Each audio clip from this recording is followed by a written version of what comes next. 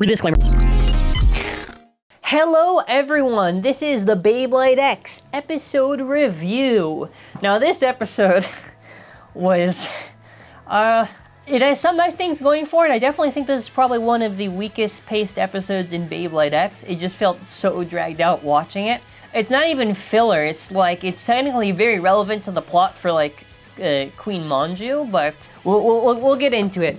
So some of the nice things to get this out of the way for this episode that I thought was pretty cool. I did think there's some pretty nice visual arts direction. I mean, that's something the episode definitely does have going for it. They basically just kind of go over part of this for Queen's backstory, and it just feels like it's really dragged out from the few pages in the manga. King obviously comments because that's her grandma, that's their relation. I did like some stuff, for an example, like when she's pulling out the fan and then after it touches like the little pedals and like they're all digital. Now what was kind of cool was she does mention her blading history, which this is kind of relevant because she has like 9,999 wins. And then after like 9 losses or something like that. And basically what they show, and I'm happy they kept this reference, I guess, though it does look a little bit weird. It's basically all the previous protagonists of the previous generation. Now I think this is really cool that they did this, but I do want to say visually speaking, this looks really bad. Not in terms of the silhouettes, but why are they weirdly masked by light? You can barely make them out if you're looking at it. If you saw this and it just passed by, I don't think most people would have understood the reference had it not been for the manga right away. So visually speaking, I think this was a little bit weak. I like they did the reference. I don't like how visually it looks like. I don't know if they did this maybe because not much of it... Actually, it looks like they actually did do most of the silhouette, so I actually don't know why. But obviously one of the bladers was one of the bladers was Chrome, I'm pretty sure. But these are supposed to be the homage to the previous generations. So like Jinga, Drum, Aiga, all that stuff. That's like kind of a cute thing. Doesn't mean they literally share the same universe. It's just a homage, just paying tribute to the past. But she then after is getting ready, and Common X is like, nah, I'm gonna be the 10th, your 10th loss. And I do like the animation when he's kind of pushing out his hands. I thought that was pretty nice. There is some decent cuts in this episode. It's just, I'm a little shocked that this whole episode, the pacing's not good. Because they spent like 2 minutes in this episode literally just like going over a recap. And I feel like this whole episode, this entire thing, could have just been one episode. You could have gone into Queen's backstory at the start of the episode, and the other half could have been this whole thing of the Bag of Wisdom.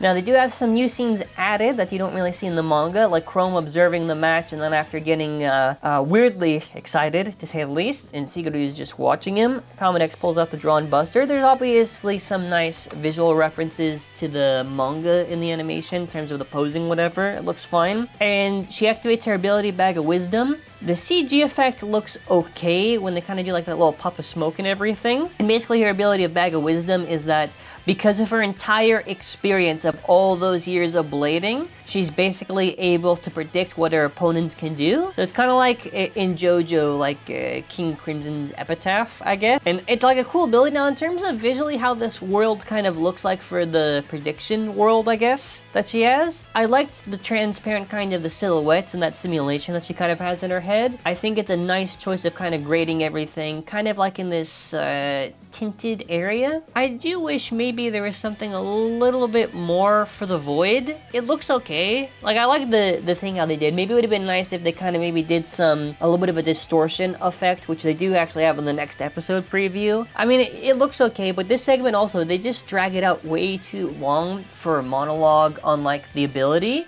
The pose, whatever, that looked fine too, I guess. And then the battle starts, but then after when the battle actually starts, it doesn't fucking matter, because then that's when the episode ends. And I'm like, no. Because I'll be honest, I was already told ahead of time what this episode was going to be like, and I thought, no, it can't be that bad. And then, it was really boring. Because there's some nice stuff, like visually speaking, but then after, if the pacing's really, really jarring, like, I'm not going to just sit here and say, oh, well, the visuals were nice, but if literally the story at this point is just dragged, then I don't know what to say. You do basically see Common Y, which we already know who this is. Come on. We basically also do get to see... Actually, it's the same issue in this thing, too. They're kind of blurred out silhouette. I don't even agree if that was stylistically done, if that made any sense. But you see Jenga, I guess Vault, Aiga, Drum, obviously a homage, but yeah, this is when Common X is going to basically sweep. Kind of surprising that they even showed the cuts of it where it's already beating the ability. I mean, obviously we know he's going to win, but... some other neat stuff was her past, because we do actually get to see that she does indeed use Knife Shinobi. So that was kind of funny to see. I mean, otherwise, this episode doesn't really have much good going for it in terms of anything, to be honest. And no, I mean, art direction, definitely for sure. I don't know, I'm being a little bit facetious there when I said there's nothing at all. No, there's definitely stuff that was good for it. But, okay, well, this is where it gets interesting now, because I probably do have to rework how I did ratings before. I don't even agree with how the sections I had. I think we do have to have importance in here, and we gotta, like, combine the certain sections, so... I think, I want to say the story, like, in terms of, like, the plots for this thing, you essentially get Queen's backstory. That could be interesting. They've done it before with Uni and other characters, but I don't feel anything particularly interesting is done here. So, we're gonna give it, like, a 2 in story. Now, in terms of animation, I'm trying to think. I usually just say animation anytime that you have some nice cuts, whatever, is maybe like a 3.5. You could maybe give art and animation maybe like... I'm trying to think in the standard of Beyblade X, like this, or if I'm just doing this in general. You could do a 3.5 or a 4 maybe, but I don't know. The importance...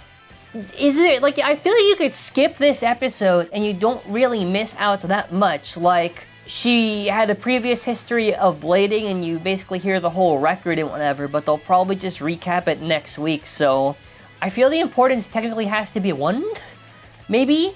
There is also the section I had for, like, battle and the CG, which I'm also going to just combine with battles, but if there's no battle in that, then I don't think it makes sense to count it for this one. The characterization, you know, how well were they written? I think it was just, fine. I don't really think they were utilized in that interesting of a situation. I just thought it was average, about 3, but yeah, I definitely think, visually speaking, it has a lot going for it, but otherwise, you really just skip this episode. I don't know, and eventually probably, someone's got to remind me, but once Beyblade X is over, I want to actually do like a rewatch of everything, and really start to see if what are my ratings for everything, because I do think it's probably low, but I don't know. Speaking of which, for Beyblade X, Mollabays.com, Beyblade X products, Beyblade Burst products. We are going through, by the way, a big restocking, which you're going to see this weekend, for a lot of stuff that's going to pop up. Probably some stuff may or may not be back order, but check it out. It is an optional way to support the channel. I appreciate any support regardless. And let me know your thoughts on this week's episode. Did you like it? Did you not like it?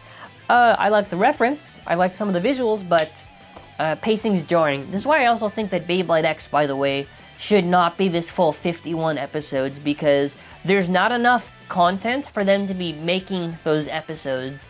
Like, there is some creative stuff, maybe with the Phoenix Feather episode, which was still probably one of the worst looking, but the issue is, when you have to fill this quota of this many episodes, unless you do something interesting with it, which they have before, it feels so dragged in pacing, and it feels like they're just, like, stretching the entire chapters of the manga that are written into something that's, like, not, like, last week I thought was interesting. Like, they put Multi in the battle, and she actually lost, and it was different from the manga. That was cool, but, yeah, that's, it is what it is. Anyways, thank you all for watching. That'll be it for now. Take care, and bye.